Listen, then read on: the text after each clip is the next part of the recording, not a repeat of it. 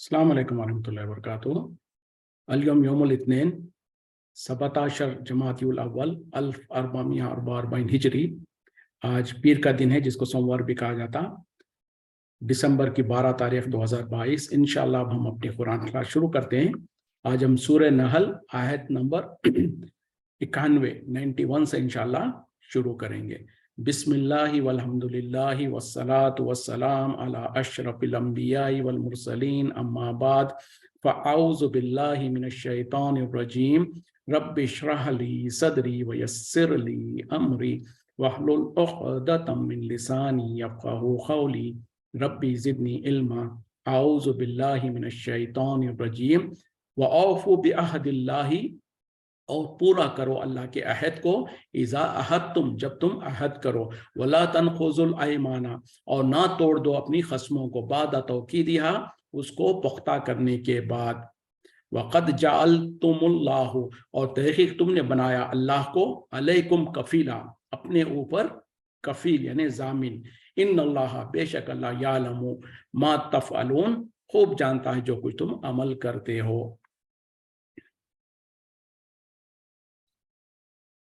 और अल्लाह के अहद को पूरा करो जब उसको अहद करो तुम, और जो सो खस्मों को ना तोड़ दो, खस्में जो सो उसको उसके खिलाफ मत करो जबकि तुम उसकी पुख्ता खस्में खा चुके हो। और ये कि तहक़ीक़ तुमने अल्लाह को ज़ामिन बना लिया अपने दरमियान में, बेशक अल्लाह ताला अच्छी तरीके से जानता है जो कुछ तुम अमल करते हैं। तो इसमें क्या पता चला, देखें ये हमारे दीन की खूबी है, ये हमारे दीन जो सो इतना बेहतरीन दीन है कि दीन में सिर्फ इबादतें ही नहीं हैं, बल्कि इबादतों का एक हिस्सा तो है दीन, लेकिन उसके अलावा जो है हमारे जो रोज़मर्रा की जो जिंदगियां हैं, एक दूसरे के दरमियान में जो हम लेन देन और अहद व पैमान करते हैं, उसको भी दीन का हिस्सा बनाया गया है, उसके बारे में भी अहकामात है, और इंसानों को खुला नहीं छोड़ दिया गया कि जैसे चाहे जिसको चाहे धोखा दे, जिसको चाहे अपने अकल से और वो बेखौफ बना के लूट ले, और धोखा खस्में झूठे खस्में खा के सामान बेच दें, और इस तरीके से नहीं, बल्कि दीन के अंदर आपको शरीयत उसकी तरफ रहनुमाई करती है। और अल्लाह ताकीदन कहता है कि जो को खबरदार अहद व पैमान को जो सो पूरा करो जब तुम अहद करो, और उसी तरीके से खस्मों को मत तोड़ डालो उसको पुख्ता करने के बाद कि तुमने जो सो अल्लाह को अपना ज़ामिन बना चुका है। और याद रखो कि अल्लाह ताला अच्छी तरीके से जानता है जो कुछ तुम अमल करते हो। मतलब क्या है, ये आखिरी का जो जुमला है, इन्नल्लाह यालमु मा तफ़अलून, बेशक अल्लाह ताला जानता है जो कुछ तुम अमल करते हो। मतलब क्या है, खबरदार है इंसानों, ऐसा नहीं है कि अल्लाह गाफिल है तुम्हारे अमाल से, अगरचे कि ये अमाल तुम्हारे आपस के कारोबारी अमाल होंगे, आपस के तुम्हारे मियाँ बीवी के दरमियान के ताल्लुकात होंगे, या रिश्तेदारी होंगे, या जो सो पड़ोसियों के हुकूक होंगे, जो कुछ भी होंगे, इन तमाम में याद रखो कि अल्लाह ताला अच्छी तरीके से जानता है जो कुछ तुम अमल करते हो। मतलब क्या है कि कल अल्लाह ताला क़यामत में तुमसे हिसाब लेगा इस पर। खास तौर पे अहद व पैमान के बारे में कहा कि जो सो उसको पूरा करो, और नबी सल्लल्लाहु अलैहि वसल्लम ने कहा कि वो ईमान वाला नहीं है जिसके पास अहद की कोई अहमियत नहीं है। अहद किसको कहते हैं, जो भी आप वादा करते हैं, जो आप इकरार करते हैं, खौल व खरार जिसको कहा जाता, अहद व पैमान जिसको कहा जाता, वो जरूरी नहीं है कि लिखा पढ़ाई में हो तभी अहद व पैमान होता है, बल्कि जबान से भी अगर आपने किसी से वादा कर लिया, किसी से इकरार कर लिया, किसी के साथ जो सो अहद व यानी अगर कोई किसी ने किसी से कर्ज लिया और आपने कहा कि भाई अगले महीने में आपको लौटा दूंगा, और जबान से कह दिया, अब ये जबान की हमारे पास तो कोई अहमियत ही नहीं होती है, हम समझते कि भाई कह दिया, कहने के लिए कह दिया, और जब वो कह रहा होता है उस वक्त में अल्लाह गैब को जानता है, अल्लाह उसके दिल का हाल जानता है, लेकिन अक्सरों का यही हाल होता है कि उनके दिल में यही होता है, कहना तो है ना, थोड़ी हमको उस वक्त में लौटाना है। तो इस तरीके से सिर्फ जबान से कह देते हैं, कर्ज ले लेते हैं, उसके बाद अब आदमी सामने वाले को घुमा घुमा के छोड़ते हैं, यहां तक कि वो या तो तुम्हारे साथ इससे दुश्मनी कर लेता है, या तो फिर वो हमेशा के लिए उससे बातचीत बंद कर देता है, या फिर कुछ एक्सट्रीम जो केसेस होते हैं कि जहां पर जो सो कत्ल व गारतगरी तक चली जाती है मामला, आपस में लड़े झगड़े और जो सो कत्ल व गारतगरी तक। सबब क्या था कि आपस में दोनों ने कुछ कर्ज लिया, और कभी कभी तो थोड़े थोड़े पैसों के लिए, 1000-2000 के लिए, 500 के लिए, 10,000, 100 रुपए के लिए, कहीं कहीं पर 200 रुपए के लिए किसी का कत्ल हो गया। पूछे तो पता क्या चला कि उसने उससे कर्ज लिया था और ये इसको सता रहा था, उसको दे नहीं रहा था, उसने लड़ाई झगड़ा किया और आके उसको कत्ल कर दिया या मार पीट हो गई। तो इतना हमारे पास जो सो इतनी हमारे जबानों की अहमियत नहीं है। हम जबान से बात करते हैं, वादा करते हैं, वादा खिलाफी करते हैं। नबी सल्लल्लाहु अलैहि वसल्लम ने क्या कहा, मुनाफिक की निशानियां 3 हैं। एक ये कि वादा करे और वादा खिलाफी करे, और अगर जो सो बात करे तो झूठ बात करे, और उसी तरीके से कोई अमानत रखी जाए तो अमानत में खयानत करे। आज देख लें हम में से कोई बचा हुआ है इस तीनों बुरे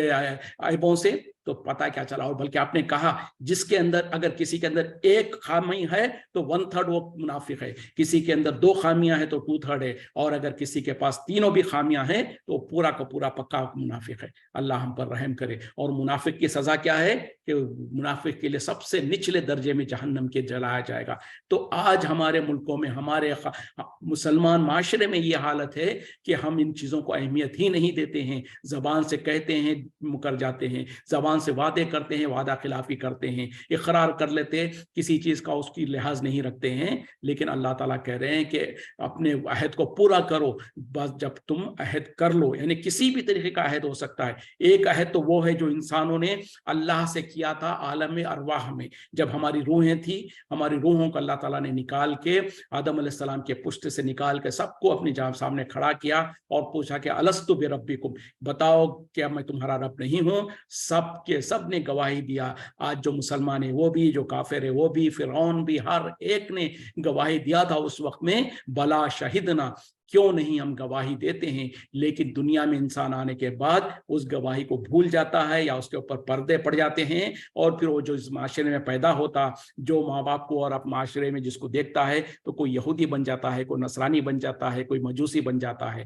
तो ये तो अहद वो है। उसके अलावा जो कुछ अहद आपस में, शादी ब्याह जो है ये एक अहद है। उसमें एक शोहर जो सो अपनी बीवी से अहद करता है कि मैं तुम्हारे नान नफ़े का ख्याल करूंगा, मैं तुम्हारी इज्जत का ख्याल करूंगा, मैं तुम्हारे खाने पीने का ख्याल रखूंगा, मैं तुमको जो सो इज्जत दूंगा। और उसके बाद अगर वो जिम्मेदारी को नहीं निभाता है वो गुनहगार है। उसी तरीके से औरत जब शोहर के साथ जब निकाह होता है तो वो भी अहद की पाबंद है कि मैं जो सो तुम्हारे साथ वफादारी करूंगी और तुम्हारे बगैर इजाजत किसी को अपने घर में आने नहीं दूंगी, और ये सारी चीजें हैं। और अगर उसके खिलाफ करती है तो वो गुनहगार है। उसी तरीके से जब आप कारोबार करते हैं, किसी से लेन देन करते हैं, और आप कहते हैं कि इतने सौदे में मैं आपको इतने रुपये में ये चीज दूंगा और फला वक्त में दूंगा, और अगर फला वक्त में नहीं दिया वो, या वो चीज नहीं दिया, तो वो गुनाहगार है। तो हर वो अहद व पैमान, जिसको अहद व पैमान कहा जा सकता है, चाहे वो लिखा हुआ हो, चाहे वो जबानी तौर पर हो, जो भी अहद हो उनको करना और उनको पूरा करना लाजिम और जरूरी है।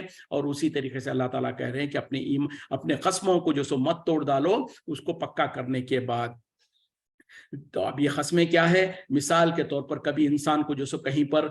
गवाही देने की जरूरत पड़ती है, तो कहता है कि अल्लाह की कसम मैं जो कह रहा हूँ सच कह रहा हूँ। अब अपनी बात को सही साबित करने के लिए, अपनी बात में वजन डालने के लिए उसने अल्लाह की कसम खा ली और कह दिया कि ये सच है, जबकि वो झूठ है, तो यकीनन उसके ऊपर गिरफ्त होगी अल्लाह के पास। और अल्लाह ताला इसीलिए कह रहे हैं कि अल्लाह ताला बहुत अच्छी तरीके से जानता है जो कुछ तुम अमल करते हो। और कस्मों के बारे में याद रखें कि खास तौर पर जो सो अल्लाह के अलावा जिसकी कस्में खाई जाती है वो सब गुनाह है, और वो शिर्क असगर है,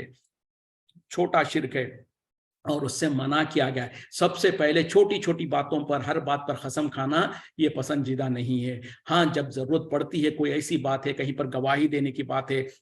कहीं पर अपनी बात में क़ुव्वत लाना और उसमें वजन लाने की जरूरत पड़ती है, तो इंसान कसम खा सकता है। और कसम सिर्फ और सिर्फ अल्लाह की कसम खाएगा, अल्लाह के अलावा किसी और की कसम नहीं खा सकते हम। अगरचे कि अल्लाह ताला ने कुरान में अपने मखलूक़ात में से बहुत सारे मखलूक़ात की कसम खाई है, ये अल्लाह ताला रब है, उसको इख्तियार है। लेकिन हमको ये हुक्म है कि हम अल्लाह के सिवा किसी और की कसम ना खाएं। तो 2 चीज़ों का इस आयत में हुक्म दिया जा रहा है। एक तो अहद व पैमान का लिहाज रखा जाए, जो अहद हम करें उसको पूरा करें, और दूसरी बात यह कि अपने खस्मों की हिफाजत करें। जो खस्में तुम अल्लाह को गवाह रखकर और अल्लाह को जामिन बना के खाते हो, फिर उसको अगर तोड़ दोगे तो अल्लाह के पास गिरफ्त है और अल्लाह ताला उस पर पकड़ेगा। और इसीलिए अल्लाह ताला कह रहे हैं इन्नल्लाह यालमु, बेशक अल्लाह ताला खूब जानता है, मा तफअलून, जो कुछ तुम अमल करते हो। वला तकूनु, और ना हो जाना, कल्लती, उस औरत की तरह, नखजत गजलाहा, इसने तोड़ दिया अपने सूत को, मिम्बादी कुव्वतिन अनकासा, उसको मजबूत करने के बाद टुकड़े टुकड़े, तत्तखिजूना تم بنا لیتے ہو ایمانکم دخالم اپنے خصموں کو ایک دغا اور دھوکہ دینے کا ذریعہ بینکم آپس میں تمہارے ان تکونو کہ تم ہو جاؤ امتن یا اربا ایک ایسا گروہ جو کہ بڑا ہوا ہو غالب ہو من امتن دوسرے گروہ سے انما یبلوکم اللہ بھی اس کے سوا نہیں کہ در حقیقت میں اللہ تعالیٰ تمہیں اس سے آزماتا ہے ولا یبینن لکم اور تمہیں ضرور ظاہر کر دے گا یوم القیامتی قیامت کے دن ما کنتم فیہ تختلفون جس میں تم اختلاف کیا کرتے تھے اور اس عورت کی طرح نہ ہو جانا جس نے اپنے سوت کو مضبوط کرنے کے بعد توڑ دیا ٹکڑے ٹکڑے کر دیا اور تم بنا لیتے ہو اپنے خصموں کو دغا دینے کا آپس میں جو سو دغا بازی کرنے کا ذریعہ اور جو سو تاکہ ہو جائے تم میں سے ایک گروہ دوسرے گروہ کے اوپر بھاری ہو جائے اور جو سو بے شک اللہ تعالیٰ در حقیقت میں ان تمام معاملات سے تمہیں آزما رہا ہوتا ہے اور جو سو تمہیں ضرور بتلا دے گا وہ قیامت کے دن جو کچھ تم عمل کیا کرتے تھے یعنی اس سے پہلی آیت میں جو اللہ تعالیٰ نے کہا نا کہ اپنے عہد و پیمان کو پورا کرو اور خصموں کو مت توڑ دو جبکہ تم اللہ کو ضامن بنا چکے ہو اپنے درمیان میں اس عورت کی طرح مطلب کیا ہے ایک عورت جو خاص طور پہ جو سوت کیا کہتے ہیں جو روئی وغیرہ سے جو تاگا بنایا جاتا ہے کوئی عورت جو سو دن بھر محنت کر کے جو سو روئی کے ذریعے سے اپنا تاگا بنائے اس کو مضبوط اچھا بننے کے بعد اس کو پھر اپنی ہی جو سو ہاتھوں سے توڑ دیں کاٹ دیں مطلب کیا ہے دن بھر کی محنت کو ضائع کر دے یعنی کوئی عورت عقل مند ہو سکتی ہے کہ جو دن بھر محنت کرے اور اس کے بعد شام ہونے کے وقت میں جو دن بھر کی محنت کا جو سوت جو تاگا اور دھاگا اس نے بنایا تھا وہ تمام کا تمام کاٹ کر اس کو ٹکڑے ٹکڑے کر دے تو ایسا مت کر لو مطلب کیا ہے کہ تم جو سو اپنے اعمال کو برباد مت کر لو دھوکہ بازی کر یا عہد و پیمان کو توڑ کر یا جھوٹے خصمیں کھا کر یا خصموں کو توڑ کر تم اپنے اعمال کو برباد مت کرو جیسے کہ وہ عورت جو کہ دن بھر سود کا کام سود بنائے اور شام ہوتے ہی اس کو توڑ کر کاٹ پیٹ کر خراب کر لے تم جو سو اپنے خصموں کو دغا بازی کرنے کا ذریعہ بناتے ہو اپنے آپس میں ایک دوسرے کے اوپر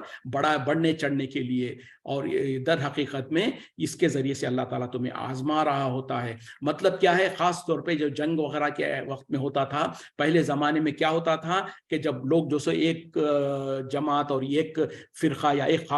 قبیلہ دوسرے قبیلے کے ساتھ عہد و پیمان کرتا تھا خاص طور پہ جبکہ ان کو ایک دوسرے کے اوپر ڈر ہوتا تھا تو اگر کوئی جماعت اور کوئی قبیلہ جو سو کمزور تھا اور اس نے جو سو مضبوط قبیلے کے ساتھ عہد و پیمان کیا کہ ہم تمہارے ساتھ جنگ نہیں کریں گے یا تمہارے اوپر کوئی اٹیک ہوگا تو ہم ان کا ساتھ نہیں دیں گے اس طریقے سے لیکن اس وقت میں جو کمزور تھا تو اس نے عہد کر لیا لیکن کچھ عرصے کے بعد وہ مضبوط ہو گئے ان کی طاقت بڑھ گئی تو اب اپنے عہد کو جو سو قائم نہ رکھے اور عہد کو کاٹ کر جو سو اس مقصد سے کہ ہم اس قبیلے کے اوپر آ جائیں یا ان سے بھاری پڑ جائیں اس طریقے کا کام مت کرو کیونکہ مشرکین مکہ کفار مکہ اس زمانے میں ایسے کام کر لیا کرتے تھے یعنی جب اپنی اپن کمزور ہوتے ہیں تو عہد و پیمان کرتے دوسرے قبیلوں کے ساتھ اور جب مضبوط ہو جاتے تو اس عہد کو ٹھکرا دیتے اور ان کے اوپر چڑھائی کرتے ان کے اوپر لڑائی وغیرہ کرنے کے لیے آگے نکل جاتے تو اللہ تعالیٰ مسلمانوں کو یہ بتا رہے ہیں کہ تم آپس میں اس طریقے سے نہیں کرنا کہ تم دوسروں کے اوپر حاوی ہو جاؤ بلکہ نبی صلی اللہ علیہ وسلم نے جو عہد و پیمان کیا تھا خاص طور پہ مدینے میں جانے کے بعد جو اطراف کے جو یہودی تھے اور دوسرے قبیلے تھے ان کے ساتھ عہد و پیمان کیا تھا اور وہ عہد و پیمان کو اپنے ہر حال میں قائم رکھا یہاں تک کہ وہ خود اپنے عہد کو توڑ نہ دیے جب انہوں نے اپنے عہدوں کو توڑا اللہ تعالیٰ نے پھر اجازت دیا کہ جو سو خاص طور پہ سورہ برات کے اندر اس کا ذکر وغیرہ ہے تو نبی صلی اللہ علیہ وسلم کو اور صحابہ کو اللہ تعالیٰ نے حکم دیا بلکہ کہا بھی جو تم تمہارے ساتھ عہد توڑ بھی دے ان کے ساتھ بھی تم احسان کا معاملہ کرو اور ان کے ساتھ انصاف کرو تو یہ ہمارا دین ہے جو ہم کو سکھاتا ہے کہ دشمن کے ساتھ بھی جو عہد و پیمان کریں اس کے اوپر قائم رہو اس کو پورا کرو جب تک کہ دشمن خود تمہارے سامنے سے وہ خود اس کو عہد شکنی نہ کرے یہ بات کہا جا رہا ہے اور اس کے اندر جو کہا جا رہا ہے نا کہ اپنے اعمال کو برباد مت کر لو جیسے کہ وہ عورت جس نے جو سوت بنایا اور پھر اس کو کاٹ دیا اور اس کے بارے میں جو حدیث ہے ہم پہلے بھی بات کر چکے ہیں اس کے اوپر جیسے کہ ایک حدیث میں نبی صلی اللہ علیہ وسلم نے کہا کہا کہ بتاؤ تو صحیح کہ مفلس کون ہے, صحابہ سے پوچھا تو صحابہ اکرام نے کہا کہ ہمارے نزدیک مفلس تو وہ ہے جس کے پاس دینار و درہم نہیں ہے, یعنی جس کے پاس مال و دولت نہیں ہے, اس کو ہم مفلس سمجھتے ہیں. لیکن نبی صلی اللہ علیہ وسلم نے کہا کہ میرے امت کا مفلس وہ انسان ہے جو کل قیامت میں ڈھیروں نیک اعمال لے کر آئے گا, نماز, روزہ, زکوٰۃ, حج, سارے نیک اعمال ہوں گے, لیکن ساتھ میں کیا ہوگا کہ کسی انسان کو جھوٹ بولا ہوگا, کسی کا مال ہڑپ کیا ہوگا, کسی کو جو سو ہاتھا پائی کیا ہوگا, کسی کو مارا ہوگا, کسی کو گالی دیا ہوگا, کسی کا مال ہڑپا ہوگا, کسی کی زمین ہڑپا ہوگا. تو اس طریقے سے وہ دنیا سے جائے گا, اور وہاں پر کل قیامت میں جب اللہ تعالیٰ انصاف کرے گا تو وہ سارے لوگ آ کے کھڑے ہو جائیں گے اور اللہ کے سامنے شکایت کریں گے کہ یا اللہ یہ انسان مجھ کو تکلیف دیا تھا, مجھ کو میرا مال غرق کیا تھا, اس نے میرے کو دھوکہ دیا تھا. تو اللہ تعالیٰ کہیں گے کہ ٹھیک ہے آج انصاف ہوگا. اس وقت میں اس کے پاس وہ مال وغیرہ تو ہوں گے نہیں کہ واپس کرنے کے لیے, تو اس کے نیک اعمال کو لے کر اللہ تعالیٰ جو مطالبہ کر رہا ہے ان کو دیتا جائے گا, اور سوال کرنے والے اتنی لمبی لائن ہوگی کہ وہ سارے ان کو دیتے دیتے اس کے سارے نیک اعمال جو پہاڑوں جیسے نیک اعمال لے کر آیا تھا وہ سارے کے سارے نیک اعمال ختم ہو جائیں گے, اور سوال کرنے والے پھر بھی باقی رہیں گے. اس وقت میں پھر اللہ تعالیٰ کہے گا اب اس کے نیک اعمال تو ختم ہو گئے, اب جو سوال کر رہے ہیں ان کے گناہوں کو لے کر اس کے پلڑے میں ڈالو, اور جب اس کے پلڑے میں نیکیاں کوئی نہیں ہوں گے اور سارے کے سارے گناہ ہوں گے, اس وقت میں اللہ تعالیٰ فرشتوں کو حکم دے گا کہ اس کو منہ کے بل گھسیٹتے ہوئے جہنم میں پھینک دو. تو یہ ہے نبی صلی اللہ علیہ وسلم نے کہا کہ میری امت کا مفلس انسان وہ ہے. تو آج ہم تمام کو اس حدیث سے کانپنے کی ضرورت ہے کہ کہیں ایسا تو نہیں ہے ہم دینداری میں تو بہت آگے بڑھ چڑھ کر نفلی نمازیں بھی پڑھ رہے ہیں, صدقہ خیرات بھی کر رہے ہیں, تہجد بھی پڑھ رہے ہیں, ساری عبادتیں کر رہے ہیں, لیکن اسی وقت میں دوسری طرف جو سو کسی کو دھوکہ دے رہے ہیں, کسی کا مال ہڑپ رہے ہیں, کسی پڑوسی کے ساتھ جو ظلم و زیادتی کر رہے ہیں, کسی کے ساتھ کچھ, کسی کے ساتھ کچھ. تو اگر اس طریقے کا, اور وہ لوگ جو تجارت کرتے ہیں ان کو تو 10 مرتبہ سوچنا پڑے گا, کیونکہ ان کے پاس روزانہ 100 کسٹمرز آتے ہیں, اور وہ بھولے بھالے کسٹمر کو جو سو 10 کی چیز 100 میں بیچ رہے ہیں, 100 کی چیز کو 1000 میں بیچ رہے ہیں, اور جو سو زبان سے قسمیں بھی کھا رہے ہیں کہ اللہ کی قسم بولے یہ اتنے کی ہی ہے, میرے کو اس میں 10 روپے بھی فائدہ نہیں مل رہا. اس طریقے سے جھوٹی قسمیں کھا کے جو بیچتے ہیں, دھوکے سے کسی کو مال بیچتے ہیں, اور اسی طریقے سے جو بھی دھوکہ بازی کرتے ہیں, کسی کو پتہ نہیں اس کو دھوکے سے, تو یہ سارے کے سارے لوگ کل قیامت میں اللہ کے پاس حساب دینا پڑے گا. یہ ایسا اب دنیا میں لوگ سمجھتے ہیں کہ بھئی اس پہ بھی کیا ہم کو حساب دینا پڑے گا, بلکہ صحابہ نے بھی پوچھ لیا تھا کہ زبان کے بارے میں جب نبی صلی اللہ علیہ وسلم نے کہا کہ اے لوگوں تم مجھ کو زبان کی اور اپنی شرمگاہ کی حفاظت ضمانت دے دو, میں تم کو جنت کی ضمانت دوں گا. تو نبی صلی اللہ علیہ وسلم سے صحابہ نے پوچھا کہ کیا رسول صلی اللہ علیہ وسلم ہم جب زبان سے جو بات الفاظ نکالتے ہیں کیا اس پہ بھی ہماری گرفت ہوگی؟ تو نبی صلی اللہ علیہ وسلم نے کہا کہ اس زمانے میں جو کلمات ہوتے تھے, اے فلاں تجھ کو تیری ماں ہلاک پائے, اس کے اور نہیں تو کیا, یعنی اکثریت جو جہنم میں جائے گی وہ اس زبان کے جرم کی وجہ سے ہی جائے گی. یعنی جھوٹ بول دیا, غیبت کیا, چغلی کیا, کسی کو جو سو گالی دے دیا, کسی کو کچھ کر دیا. تو اس طریقے کے جو آپس کے جو معاملات ہوتے ہیں, جو لین دین کے معاملات ہوتے ہیں, ایک دوسرے کے حقوق ہوتے ہیں, اس میں جب انسان جو سو نقصان کرتا ہے یا حق تلفی کرتا ہے تو ایسے ہی ہے کہ اپنے کمائے ہوئے اعمال کو دوسروں کو دینا. تو یقیناً یہ کیا ہے, اس عورت کے جیسے مثال دیا اللہ تعالیٰ نے جس نے دن بھر جو سود بنایا اور شام ہوتے ہوتے اس کو کاٹ پیٹ کر اس کو نقصان کر لیا. تو انسان بھی زندگی بھر اعمال کو جمع کرتا رہا اور قیامت میں پتا چلا کہ جیسے کہ وہ لیکنگ بکیٹ ہے, یعنی ایک بکیٹ میں چھید ہے اور اس میں آپ پانی بھرتے جا رہے ہیں, ساری رات آپ بھرتے رہے پانی. صبح جب روشنی ہوئی دیکھا تو کیا ہے کہ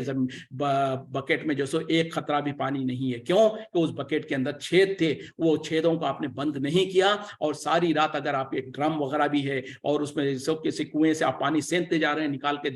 ڈالتے جا رہے ہیں, گھڑا ہے یا بکیٹ ہے جو کچھ بھی ہے, اور اس میں ساری رات آپ بھرتے رہ رہے ہیں, اور صبح اٹھ کے دیکھا تو کیا ہے اس میں تو سوراخ تھا اور آپ نے اس سوراخ کو بند نہیں کیا, تو سارا کا ساری پانی ضائع اور برباد ہو گیا. تو ہمارے اعمال بھی اسی طریقے سے ضائع اور برباد ہو جائیں گے اگر ہم نے اس کی حفاظت نہیں کی. اور حفاظت خاص طور پہ حقوق العباد میں اگر کوئی کمی اور کوئی زیادتی ہم نے کر لی ہے دنیا میں, اور یقیناً ہوتی ہے ہم سے, صبح سے شام تک پتہ نہیں کتنے مرتبہ کتنے ہم گناہ کر رہے ہوتے ہیں, جہاں پر اللہ کے حقوق میں کمی کرتے ہیں وہاں پر بندوں کے ساتھ بھی ظلم و زیادتی کر رہے ہوتے ہیں. تو وہیں کا وہیں ان کی حق تلفی کو جو سو رفع دفع کر لیا جائے تو پھر تو خیر ہے. اگر کسی کا مال آپ نے ہڑپا ہے تو اس کو جا کے اسے معافی مانگے, اس کا مال کو اس کو لوٹا دے اور اس کو کہیں کہ بھئی مجھے آپ معاف کر دیجئے, اور اگر اس نے معاف کر دیا پھر تو غنیمت ہے. اگر کسی کو گالی دیا ہے, کسی کی غیبت کی ہے, کسی کی چغلی کی ہے, تو ان کو کہیں کہ بھائی جانے انجانے میں مجھ سے آپ کے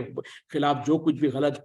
کلامی کیا ہوں میں, یا کوئی آپ کے ساتھ ظلم و زیادتی کیا ہوں, تو مجھے معاف کر دیجئے. اگر وہ معاف کر دے تو الحمدللہ, اور اگر نہیں معاف کرتا ہے تو پھر تیار ہو جائیں کل قیامت میں اللہ کے سامنے حساب دینے کے لیے, کیونکہ اللہ تعالیٰ اپنے حقوق تو شاید پھر بھی معاف کر دے. جیسے کہ اللہ تعالیٰ نے کہا نا, شرک کے علاوہ جتنے جس کے جو گناہ چاہے میں معاف کر دوں, لیکن جو بندوں کے حقوق ہے وہ اللہ تعالیٰ ہرگز معاف نہیں کرتا. کیوں؟ کہ وہ اللہ کے اختیار میں ہے ہی نہیں, وہ تو بندوں کا آپس کا معاملہ ہے. اللہ تعالیٰ تو کہے گا کہ میرے حقوق, میری عبادت میں اگر تم نے نقص کیا, کوئی شرک تو نہیں کیا, اس کے علاوہ نماز روزہ زکوٰۃ وغیرہ میں کچھ کمی رہ گئی, کچھ اور چیزیں کمی رہی, تو اللہ تعالیٰ تو بخشنے والا رحم کرنے والا ہے, ہو سکتا ہے اللہ تعالیٰ معاف کر دے. لیکن جو انسانوں کے ساتھ آپس میں ایک دوسرے کے ظلم و زیادتی کیا ہوگا, ان کے حقوق کو معاف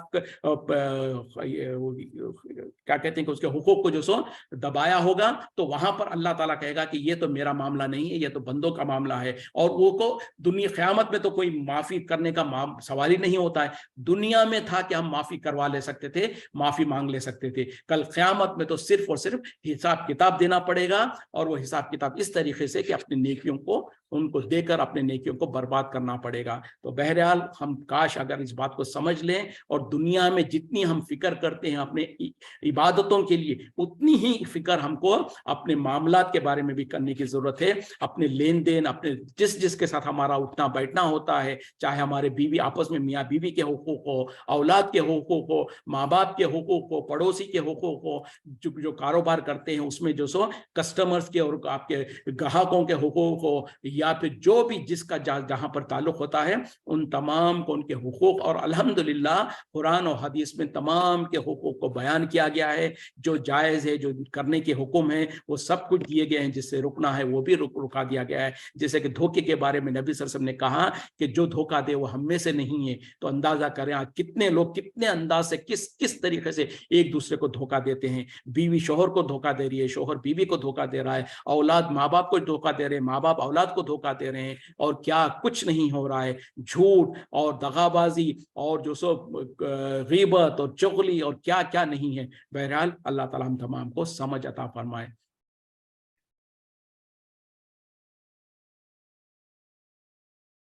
وَلَوْ شَاءَ اللَّهُ, اور اگر چاہتا اللہ, لَجَعَلَكُمْ أُمَّةً وَاحِدَةً, تو ضرور تمہیں بنا دیتا ایک امت. وَلَكِنْ يُضِلُّ, اور لیکن وہ گمراہ کرتا ہے, مَن يَشَاءُ, جسے وہ چاہتا ہے, وَيَهْدِي مَن يَشَاءُ, اور وہ ہدایت دیتا ہے جسے وہ چاہتا ہے. وَلَا تُسْأَلُنَّ, اور تم ضرور پوچھے جاؤ گے, اما کنتم تعملون, جو کچھ تم عمل کیا کرتے تھے. اگر اللہ چاہتا تو تم تمام کو ایک ہی امت بنا دیتا ہے, لیکن اللہ تعالیٰ جس کو چاہتا ہے گمراہ کر دیتا ہے, جس کو چاہتا ہے ہدایت دے دیتا ہے. اور ضرور بضرور تم سے پوچھا جائے گا, تم سے سوال کیا جائے گا اس کے بارے میں جو کچھ تم عمل کیا کرتے تھے. دیکھیں یہ آیت بار بار آتی ہے, بلکہ ہم بار بار اس کو سنتے ہیں, لیکن شاید ہماری مصیبت کیا ہے کہ ہم ایک کان سے سنتے ہیں دوسرے کان سے نکال دیتے ہیں. اسی لیے اللہ تعالیٰ بار بار اس طریقے کی آیتوں کو تھوڑے تھوڑے مختلف انداز سے بیان کرتا ہے. وہ کیا ہے کہ اگر اللہ چاہتا تو تم تمام کو ایک ہی امت بنا دیتا. مطلب کیا ہے کہ تم تمام نیک ہو جاتے, تم تمام ایک ہو جاتے, تمہارے اندر کوئی کفر کرنے والا, شرک کرنے والا, بدعت کرنے والا نہیں ہوتا, سب کے سب اللہ کے مطیع اور فرما بردار ہو جاتے. اگر اللہ چاہتا تو یہ کر سکتا تھا, اور اللہ تعالیٰ کرنے پر قادر ہے, لیکن اللہ تعالیٰ ایسا نہیں کیا. اور اللہ تعالیٰ کیا کرتا ہے, بلکہ اللہ تعالیٰ یہاں پر کہہ رہے ہیں کہ اللہ جس کو چاہتا ہے اس کو گمراہ کرتا ہے, جس کو چاہتا ہے اس کو ہدایت دے دیتا ہے. اب اس سے کیا ثابت ہوا کہ ہدایت دینا اور گمراہ کرنا, اس کی چابی اور اس کی حکمت اور اس کی جو سو اختیار اللہ کے ہاتھ میں ہے. اب ہم ذرا ایک ٹھنڈے دماغ سے سوچیں کہ کیا ہم گمراہ ہونا چاہتے ہیں؟ ہرگز نہیں. کیا ہم ہدایت پانا چاہتے ہیں؟ ضرور, کیوں نہیں. تو ہم جب زبان سے تو کہتے ہیں کہ ہم ہدایت پانا چاہتے ہیں اور ہم گمراہ نہیں ہونا چاہتے, لیکن اس کا فارمولا کیا ہے اور اس کی چابی کس کے پاس ہے؟ اللہ کے اختیار میں ہے. جب ہم کو پتا چلا, خود انسان اپنی کوشش سے ہدایت نہیں پا سکتا, خود اپنی کوشش سے انسان گمراہی سے بچنا چاہے نہیں بچ سکتا جب تک کہ اللہ کی توفیق نہ ہو. کیونکہ اللہ تعالیٰ وضاحت کے ساتھ کہہ رہے ہیں کہ اللہ تعالیٰ جس کو چاہتا ہے اس کو گمراہ کرتا ہے, جس کو چاہتا ہے اس کو ہدایت ہدایت دیتا. تو یہ دونوں چیزیں اللہ کے اختیار میں ہے, اور ہم چاہتے ہیں کہ ہم گمراہ نہ ہو, اور ہم چاہتے ہیں کہ ہدایت پر آئے. تو جب ہم چاہتے ہیں اور ہم کو پتا بھی ہے اس کی چابی اللہ کے پاس ہے, تو کیوں نہیں ہم اللہ سے مانگتے ہیں, کیوں نہیں ہم اللہ کے سامنے گڑ گڑاتے ہیں کہ یا اللہ ہم کو گمراہ مت کرنا, یا اللہ ہم کو گمراہ لوگوں سے بچائے رکھنا, یا اللہ ہم کو ہدایت دے دینا, یا اللہ ہم کو سیدھے راستے پر چلانا, ان لوگوں کا راستہ جن پر تو نے انعام کیا ہے. وہی جو سورہ فاتحہ میں ہر نماز میں ہر رکعت میں ہم دعا تو کرتے ہیں, لیکن ہم مین نہیں کرتے اس کو, ہمارے دل سے وہ دعا نہیں نکلتی ہے, نہ ہم اس کے معنی اور مفہوم کو سمجھتے ہیں, نہ ہم تڑپ کے وہ مانگتے ہیں یا اللہ ہم کو گمراہ نہ کرنا, ہم کو ہدایت دینا, ہم کو ان لوگوں کا راستہ چلانا جن پر تو نے انعام کیا ہے, ان لوگوں کے راستے سے بچانا جو گمراہ ہوئے اور جن پر تیرا غضب ہوا. تو یہ دعا ہم روزانہ تو کرتے ہیں, لیکن اگر ہم کاش اس کو صحیح معنی میں اور اللہ سے تڑپ کر مانگے تو پھر اللہ تعالیٰ ہی کے پاس ہے اس کی چابی. جب اللہ تعالیٰ خود کہہ رہا ہے کہ ہم جس کو چاہتے ہیں اس کو گمراہ کرتے ہیں, اور اگر ہم نے اللہ سے دعا مانگ لیا کہ یا اللہ ہم کو گمراہ مت کرنا, اور اللہ تعالیٰ نے کہہ دیا اور مان لیا کہ ٹھیک ہے تجھ کو میں گمراہ نہیں کروں گا, جب اللہ تعالیٰ ارادہ کر لے ہم کو گمراہ نہ کرنے کا,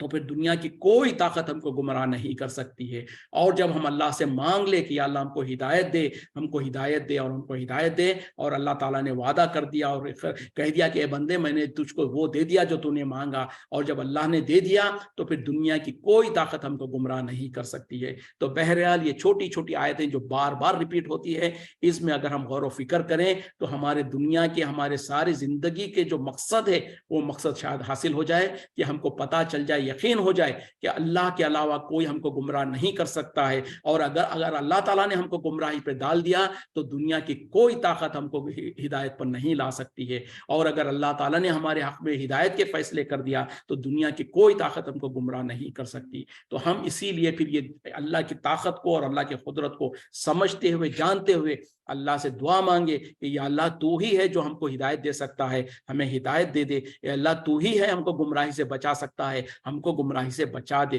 پھر جب اللہ تعالیٰ ہمارے حق میں پیر کے فیصلے پڑے گا تو پھر دنیا کے شیطان اور شیطان کے جتنے بھی چیلے ہیں وہ کبھی ہم کو گمراہ نہیں کر سکتے ہیں. وَلَا تَتَّخِذُوا, اور نہ تم بنا لو, ایمانکم, اپنی قسموں کو, دغالم بینکم, آپس میں دغل اور جو سو دھوکہ دینے کے لیے, وَتَزِلُّوا قَدَمٌ, پس پھسل جائیں گے قدمیں, بعد ثبوتہا, اس کے جم جانے کے بعد, وَتَذُوقُوا السُّوءَ, اور تم چکو گے برا وبال, یعنی برائی کا وبال, بما صددتم, اس کے سبب جو تم روکتے تھے, عن سبیل اللہ, اللہ کے راستے سے, وَلَكُمْ عَذَابٌ عَظِيمٌ, اور تمہارے لیے بڑا عذاب ہوگا. اور تم جو سو اپنے خصموں کو آپس میں درمیان میں جو سو دھوکہ بازی کرنے کا ذریعہ نہ بناؤ, اور جو سو کہ تمہارے قدم اکھڑ جائیں گے اس کے بعد کہ وہ جم گئے تھے, اور تم جو سو برا وبال چک لو, یعنی اس کا سبب, اس کا ثمرہ جو سو برا تم چک لو, اس کے سبب کہ جو تو تم اللہ کے راستے سے لوگوں کو روکتے تھے, اور تمہارے لیے دردناک عذاب ہوگا. دیکھیں دنیا میں انسان جو خصموں کو اور اس کو کرتا ہے, اس کے بارے میں اللہ تعالیٰ کہہ رہے ہیں کہ دردناک عذاب ہوگا. مطلب کیا ہے کہ تم نہیں چھوٹ پاؤ گے, تم دنیا میں جو کام کرتے ہو, یہ آپس میں جو ایک دوسرے کے ساتھ خصمیں کھانا اور خصموں کا توڑ دینا, اس پر بھی تمہیں دردناک عذاب ہو سکتا ہے. اور مطلب کیا ہے کہ اپنے خصموں کو ڈھال مت بناؤ, یا جو سو دھوکہ دینے کا لوگوں کو ذریعہ مت بناؤ, یہ اس کے لیے کہ تمہارے قدم جمنے کے بعد جو سو اکھڑ جائیں, اور تمہیں برا سبب, اس کا برا نتیجہ ملے کہ تم نے اللہ کے راستے سے روکا. مطلب کیا ہے کہ مثال کے طور پر تم نے جو سو نبی صلی اللہ علیہ وسلم, اس زمانے میں خاص طور پہ جب مسلمان ہوتے تھے کوئی, اور ہونے کے بعد کچھ لوگ جو سو فوراً مرتد بھی ہو جاتے تھے, تو ان لوگوں کو بھی سختی کے ساتھ کہا جا رہا ہے کہ دیکھو تم اللہ پر ایمان لائے ہو, اور تم نے عہد و پیمان کیا, نبی صلی اللہ علیہ وسلم کے ہاتھ پر بیعت کیا, اور تم نے جو سو ایمان لانے کا دعویٰ کر دیا. اب اس کے بعد تم اگر جو سو اس سے پھر جاتے ہو تو ہوگا کیا کہ ایک تو تم اپنے اس دین سے پھرنے کا گناہ تمہارے لیے خود ہوگا, اس کے علاوہ خاص طور پہ جب لوگ دیکھیں گے کہ یہ انسان تو دین میں آئے, دین کے اندر داخل ہوا, پھر کچھ عرصے کے بعد وہ دین سے پلٹ جا رہا ہے, تو ہو سکتا ہے کچھ لوگ جو ایمان لانا چاہتے تھے وہ بھی پیچھے ہٹ جائیں گے. تو اس ذریعے سے تم جو سو لوگوں کو گمراہ کرنے کا, لوگوں کو اللہ کے راستے سے روکنے کا ذریعہ بنو گے. تو خود بھی انسان اپنے گناہ کا بھی سزا پائے گا, اور ان لوگوں کو جن کو اللہ کے راستے سے روکنے کا ذریعہ بنا ہوا, اس کا بھی انہیں गुनाह मिलेगा। और आज के दौर में हम ये कह सकते हैं कि जो मुसलमान बुरे किरदार और बुरे आमाल का मुजाहरा करते हैं, जिसके वजह से गैर मुस्लिम जब हमको देखते हैं, क्योंकि कोई गैर मुस्लिम कुरान नहीं पढ़ता, हदीस नहीं पढ़ता, नबी की सीरत नहीं पढ़ता, वो हमारे और आपके कैरेक्टर को पढ़ता है, वो हमारे और आपके चाल चलन को और हमारे वादे निभाने को और हमारे डीलिंग्स को देखते हैं। और जब हमारे बुरे डीलिंग्स को, हमारे झूठ और दगाबाजी